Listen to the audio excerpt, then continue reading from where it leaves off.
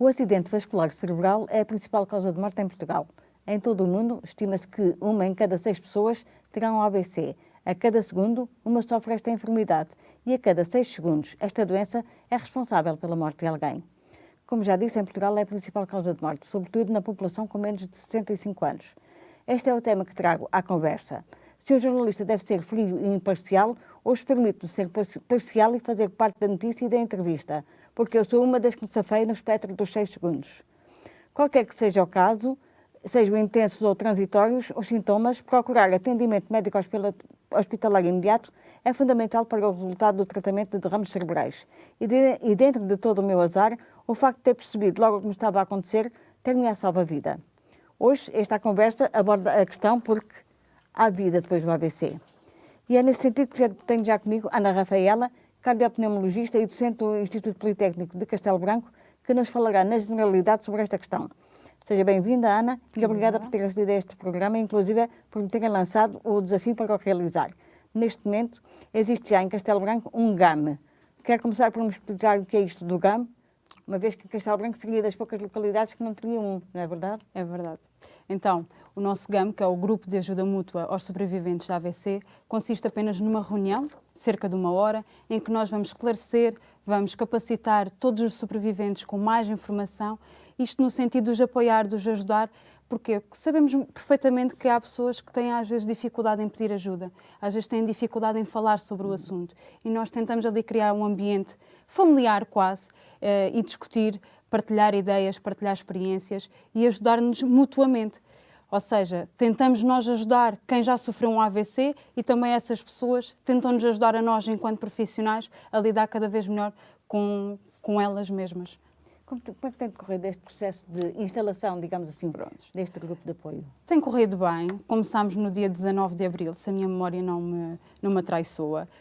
Temos começado com um grupo pequenino, ainda não conseguimos aumentar, mas acreditamos também que este tipo de eventos nos consiga e nos permita também divulgar um bocadinho do GAM e chamar mais pessoas sim, para junto de nós. Acredito que desde o primeiro GAM todos nós ganhamos.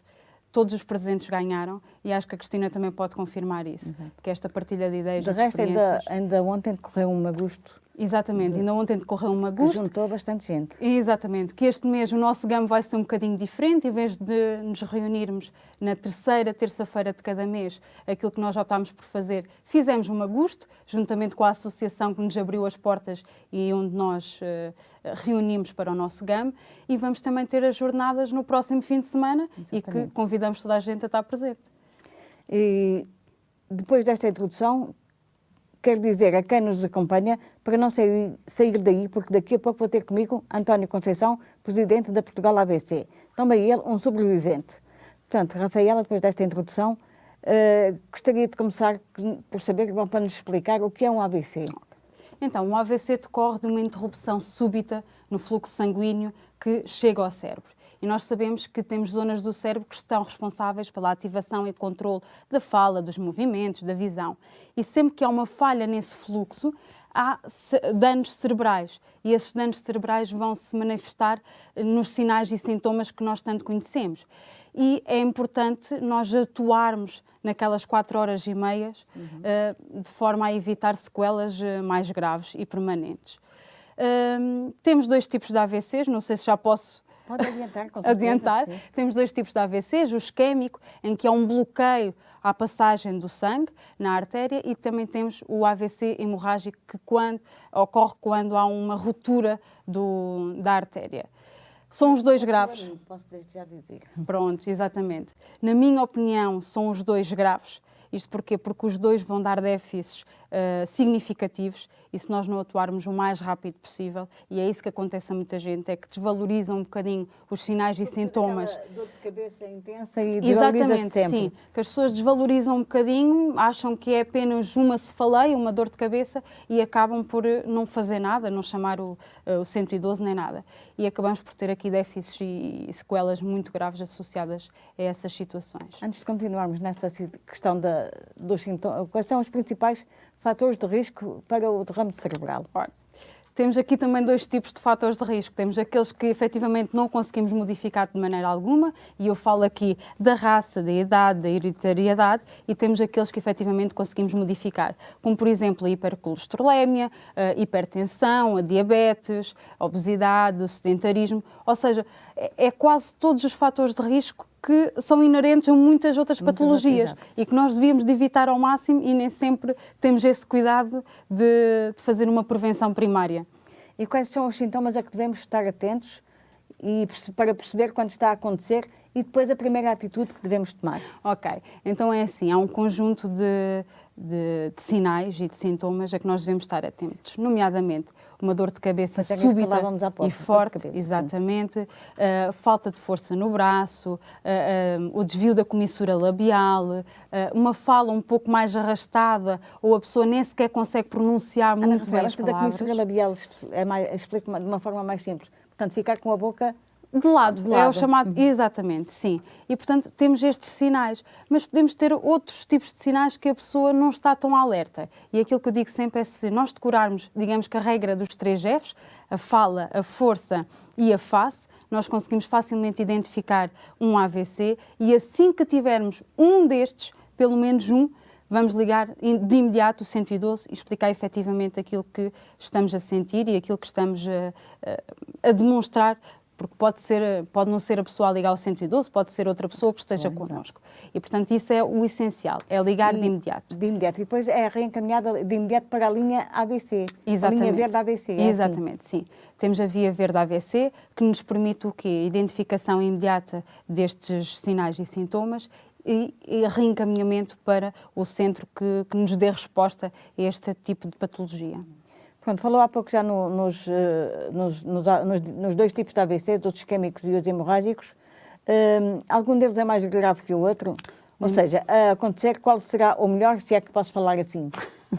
Nenhum deles é bom, obviamente. Nenhum deles é bom, e é aquilo que eu digo, são os 2 graves. E acho que aqui o importante, tanto num como o outro, é a tomada de ação imediata. Pronto. E, portanto, é aquilo que eu digo. Eu acho que os 2 são importantes e é importantíssimo agirmos e atuarmos nos 2 de imediato. Portanto, nesse aspecto é bom que as pessoas estejam cada vez mais alerta e informadas sobre estas situações e aquilo que devem estar atentas e fazer a seguir. Claro. É possível evitar o AVC? Evitando os fatores de risco. E, portanto, é aquilo que eu digo, se nós conseguirmos evitar e prevenir, e eliminando estes fatores de risco modificáveis, conseguimos não só prevenir um AVC, como muitas outras patologias.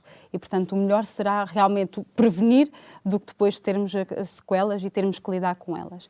E, portanto, uma vida ativa, evitar o sedentarismo com a prática de exercício físico, ter cuidado com o tipo de alimentação. Se já temos, por exemplo, hipertensão, fazer o controle. Exatamente. Portanto, não só evitar os fatores de risco, mas já na presença deles, tentarmos controlar ao máximo, com medicação, sem ser não farmacológico, com atividade física, etc. Portanto, aqui é mesmo, eu acho que aqui o essencial é a prevenção primária. Prevenção, exato. Sim. Diga-me uma coisa, pessoas com parentes próximos que tiveram acidentes vasculares cerebrais apresentam maior risco de desenvolver esta situação? Claro, claro. Aqui a hereditariedade constitui um dos fatores de risco não modificáveis que nós não conseguimos de qualquer maneira controlar. E, portanto, há sempre aquela probabilidade de vir a sofrer um AVC se já temos um familiar direto que tenha sofrido a mesma patologia. Outra questão, o sistema de saúde português está preparado para receber, tratar e acompanhar um sobrevivente de AVC? Eu quero acreditar que sim, na maior parte das vezes. No meu caso, não. Pronto. Temos sempre exceções e temos que ter sempre em conta, às vezes, o sítio onde estamos. Nem sempre é fácil nós no interior, e nós tentamos ao máximo, tanto profissionais como também a Portugal AVC, tentamos sempre apoiar ao máximo neste tipo de intervenção. Mas nem sempre nós conseguimos ter o apoio que seria necessário. E por isso também o GAM constitui aqui um ponto principal de apoio aqui a Castelo Branco. Porquê? Podemos não conseguir intervir de imediato, mas conseguimos apoiar no máximo depois os sobreviventes. E depois disto tudo, poderá existir um segundo episódio de AVC? Sim. A ocorrência de um AVC também constitui um fator de risco para a ocorrência de um novo AVC. E, portanto, aí também temos que, após o AVC, temos que controlar cada vez mais os fatores de risco, evitar fatores de risco, como, por exemplo, a obesidade, o sedentarismo, e, portanto, é aquilo que eu digo. Já não conseguimos fazer prevenção primária porque já ocorreu um AVC, mas conseguimos continuar a prevenção secundária e terciária. E depois do acidente, como é todo o processo que se segue? Portanto, eu tenho um problema, tenho um AVC, vou para o hospital, o que é que depois acontece? É assim, começamos logo a intervenção com os tipos de tratamentos que temos à mão naquele local e depois daí temos que fazer sempre avaliações repetidas para tentar perceber que tipo de AVC foi, portanto, com a realização de vários exames, o tipo de AVC, para tentarmos perceber também qual é que é o melhor tratamento para realizar e, após isso, temos sempre consultas de follow-up para conseguir seguir e aconselhar a pessoa da melhor maneira. Como disse, temos connosco também o presidente da Portugal AVC, António Conceição. Antes de mais, quero agradecer a sua deslocação a Castelo Branco e a disponibilidade para estar aqui na Beira Baixa TV para falarmos um pouco mais sobre AVC. E eu começava por lhe pedir para nos contar um pouco daquilo que lhe aconteceu e como é que chega depois à Portugal AVC. Portanto, isto tem tudo uma sequência, Sr. Claro, claro. Bem, antes de mais nada, agradecer esta oportunidade e este convite da Beira Baixa TV, porque é útil quer para as pessoas da região de Castelo Branco, quer outros eventuais que possam assistir, não é? Portanto, outros telespectadores. Não é? De facto, a mim, como a quase todos os sobreviventes da AVC, aconteceu-me de surpresa, obviamente, completa surpresa. Eu tinha 41 anos. Portanto, não era a idade, digamos, expectável para exatamente, ou seja, quando ouvimos falar destas doenças e tal, e em geral pensamos, bem, eu depois, a partir aí dos 60 anos, eu começo a pensar nisso, digamos assim, porque obviamente aos 40 anos, aos 40 e poucos, nós temos a percepção de que somos inexpugnáveis, não é? E, portanto, nada nos acontece e se calhar até nos orgulhamos de passar, por exemplo, 10 anos sem ir ao médico e tal, porque nada nos acontece. E eu não considero que tivesse ou alimentação ou hábitos Não teria os fatores de risco. Exatamente. Ou pensava que não teria. Pronto, e se calhar não tinha mesmo, não é? Fatores de risco acrescidos, não é? Pronto, tinha um trabalho um pouco a favor, estressante, porque claro.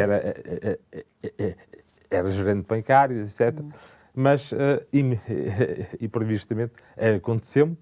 E aconteceu-me primeiro um AVC isquémico, que claramente se manifestou logo nos 3 sinais que Rafaela há bocadinho referiu. Eu fui prontamente assistido, porque aconteceu-me quando estava a trabalhar. Prontamente acionaram o 112, que é o que se deve fazer, porque mesmo quando temos um hospital ali à beira, pode não ser o que está melhor preparado para nos receber, portanto, o 112 sabe. E depois, na altura, administraram-me a trombose, que é um medicamento, portanto, uma injeção que vai tentar desbloquear o trombo.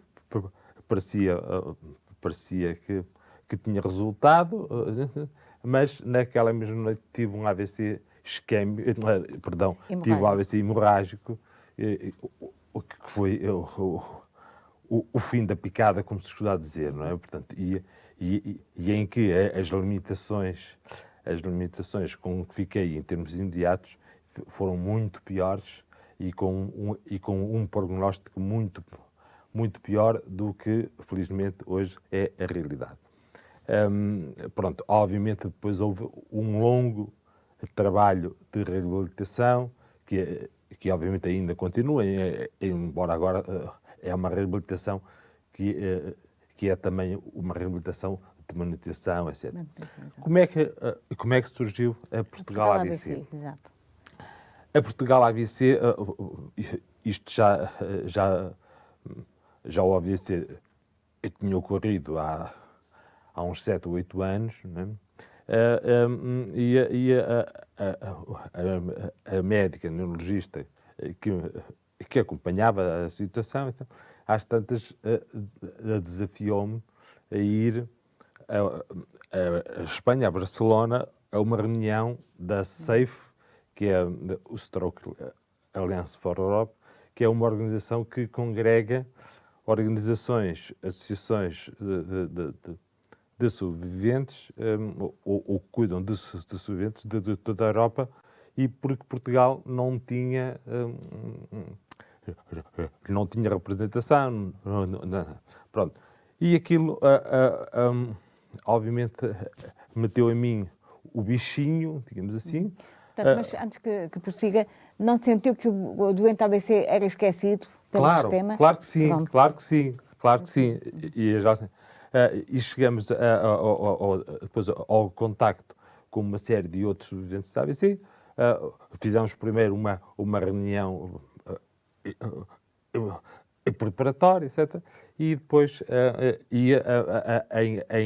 em setembro de 2016, portanto há 6 anos, partimos com a Portugal ABC. E aqui vai exatamente, se quiser, referir os que têm sido as principais áreas de atuação e que estão muito ligadas exatamente ao que dizia, que é as expectativas. Por exemplo, nós temos como uma área prioritária a informação, que muitas vezes é confundida com são mais uma associação informativa, mas não, porque nós temos a informação em destaque nestas áreas, porque a informação é sentida pelos próprios sobreviventes da ABC como uma necessidade. E informação que vai desde aspectos científicos, até aspectos, por exemplo, dos direitos, aspectos técnicos, etc. Porque os sobreviventes da AVC, o que nós sentimos é, de facto, esta falta gritante de informação logo a partir do hospital. E hoje em dia as coisas já estão diferentes? Valeu a pena ter criado a Portugal ABC ou ainda está tudo muito lento? Pois, olha, é claro que valeu a pena, vale sempre a pena. Quando a alma não é pequena. Exatamente. Como diz o poeta. E se tivesse servido só, felizmente, serve para muitos mais casos, mas ainda tivesse servido só para informar, além de outras áreas de atuação, informar mais um sobrevivente da AVC, já teria valido a pena, não é? Mas, obviamente, que, como dizíamos há bocadinho, o AVC é a principal causa de morte, mas também, em Portugal, é a principal causa de incapacidade em adultos. E essa incapacidade é porque, ou melhor, é gritante em pessoas da casa dos 30 anos, dos 40 anos, dos 50 anos, que são acometidas pelo AVC, porque o AVC, como dizíamos há um bocadinho, está longe de ser uma doença de velhos, pode atingir qualquer pessoa que sabe que, desde bebés ainda no ventre da mãe, até aos 120 anos, digamos assim, não é? Continuando, quais são as principais, enquanto Presidente da Portugal ABC, quais são as principais questões que lhe chegam por parte dos sobreviventes? Sim. Olha, chegam por parte dos sobreviventes e dos cuidadores. Pois, a gente às vezes esquece muito dos cuidadores. Exatamente. Nós somos muito solicitados por ambos, digamos assim. Por ambos. E chegam-nos questões as mais variadas, desde questões a que não podemos responder rigorosamente, porque muitas vezes ligam-nos para saber qual o médico que recomendamos ou qual a unidade de saúde que recomendamos, e nós, obviamente, como associação, temos uma atitude equidistante, ou seja, nós não indicamos em concreto o profissional de saúde A ou B ou a unidade de saúde X ou Y, mas indicamos critérios para escolher o que é essencial. E depois, muitas questões técnicas, digamos assim, porque olha, era tão simples como isto. Obviamente é essencial em Portugal para se vir a beneficiar de algum direito o possuir o atestado médico de incapacidade de multiusos, não é? E aqui ainda há muitos sobreviventes da AVC que desconhecem. Esta informação devia ter sido dada desde o início. Mas isso também terá que partir do médico de família, digo eu? Claro. Devia partir do hospital, do serviço social do hospital, do médico de família, porque está na base de tudo. E esta conversa vem na sequência da pergunta que eu tinha para lhe fazer a seguir. Portanto, há questões que eu, enquanto sobrevivente, me permito fazer porque as senti na pele. Por exemplo, o facto de uma sobrevivente como eu não me ser permitido desenvolver uma atividade remunerada. Eu estou aqui, estou a título gracioso, para me manter ativa. Cristina, porque no seu caso, presumo que seja porque foi tal a incapacidade permanente, sim, que foi-lhe atribuída uma invalidez absoluta, não é? Exatamente. E isso, e de facto, é gritante essa injustiça, porque as pessoas com essa invalidez absoluta deixam de poder exercer qualquer atividade profissional, de ter qualquer fonte de rendimento, exatamente, digamos assim, além da pensão, não é? Sim, pronto. Sabemos que em Portugal como são, não é? Sim, obviamente sabemos, e cada vez mais isso está na ordem do dia, porque cada vez mais também há muitos sobreviventes dos 30 anos, 40 anos e até menos, e pessoas que imprevistamente são alvo de um furacão porque deixam porque se tiverem que se reformar, como usufruem de pensões miseráveis e impossíveis de viver de 300 e poucos euros. Portanto, isto é... E depois vem na sequência de que há aqui um contrassenso. Pede-se a que as pessoas não se isolem, não se fechem em casa, mas entretanto não lhes é permitido fazer nada. Exatamente. Não, e é isso mesmo. Aí a Portugal AVC terá que ter também um papel preponderante. Sim, claro que sim. Claro que sim. Sabe que há várias áreas, e esse é sem dúvida um deles, em que nós, antes de mais nada, porque assumimos também outra área complementar à da informação, também é a representatividade, ou seja, perante as entidades oficiais. Conseguir chegar lá mais acima. Exatamente. E perante mesmo a comunicação social, que muitas vezes é não o quarto poder, mas o primeiro poder. Né? Por isso é que estamos aqui. Exatamente. Exatamente. E nós sabemos e sentimos que, pelo menos nos assuntos que nos dizem respeito, nós merecemos, pelo menos, o ser ouvidos.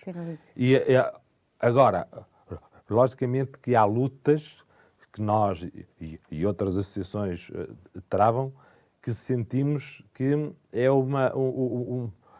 é o célebre ditado português: da água mole em pedra dura, e esperemos que tente dar até que fura, não é? Mas custa a furar. Mas custa a furar, exatamente. Portanto, outro aspecto, eu não queria personalizar muito a situação, mas baseio-me naquilo que eu senti, foi, por exemplo, a diferença aqui no Hospital de Castelo Branco, que provavelmente será assim por todo o país. Eu pretendi, o meu pé enrolava, é uma das sequelas, e eu pretendi ser operada aqui no Hospital de Castelo Branco. O fisiatra de serviço disse-me que não percebia nada de pés. Primeiro assumiu uma postura como se estivesse numa esplanada. Pois. E não me ligou nenhuma, ignorou-me. Eu posso dizer que foi o Dr. António Alves, eu não sei se ele ainda está em Castelo Branco, se estiver, pode ser que me ouça. Ignorou-me por completo. Quando eu lhe chamei a atenção, ele deu uma resposta: eu não percebo nada de pés.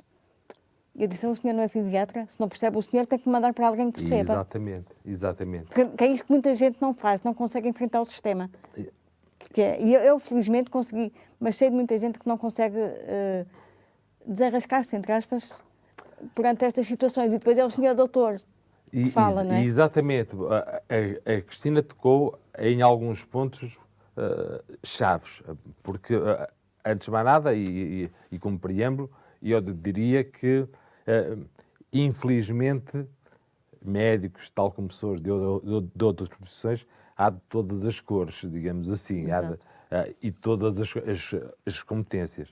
E não se requer de maneira nenhuma que um médico, concretamente um médico fisiatra, um especialista em medicina física e reabilitação, saiba tudo.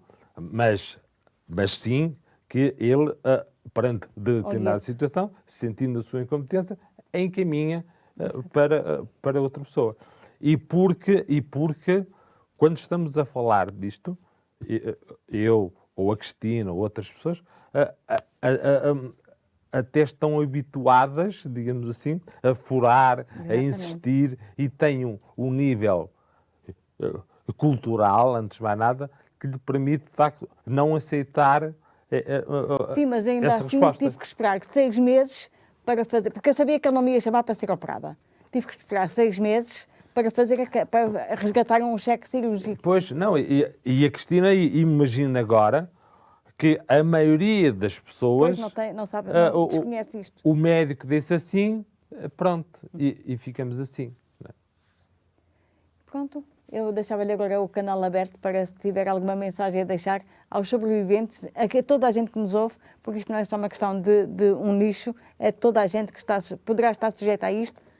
Deixe-nos uma mensagem. Ok, pronto, muito obrigado. Então, olha, a primeira mensagem que eu acho que é importante deixar para toda a gente é que o AVC, com o AVC, a vida não cessa para ninguém.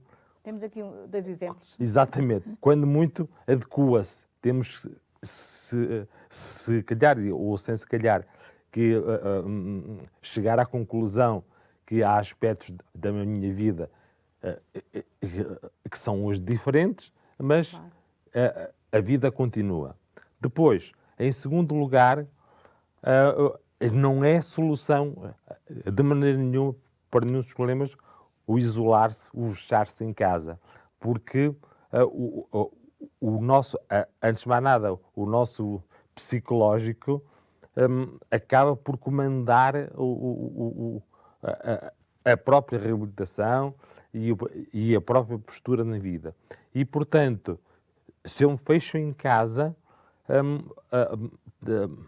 provavelmente o panorama pode ser pior, digamos assim. Também para uma depressão, por exemplo. Exatamente, como a depressão que atinge mais ou menos 60% dos sobreviventes de AVC. Não é? E de forma que,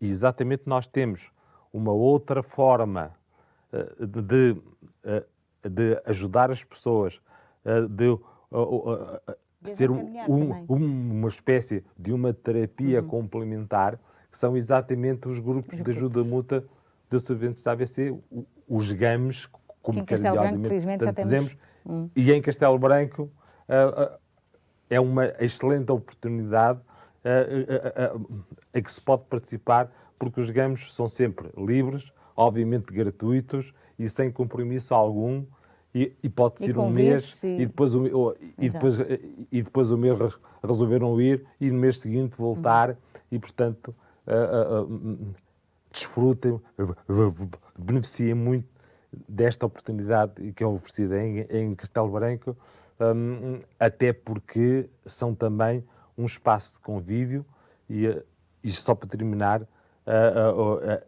e é importante que saibam que muitas vezes há dificuldades em integrar-se na sociedade, integrar-se até nos próprios grupos de amigos, na própria família, mas nos GAMs encontram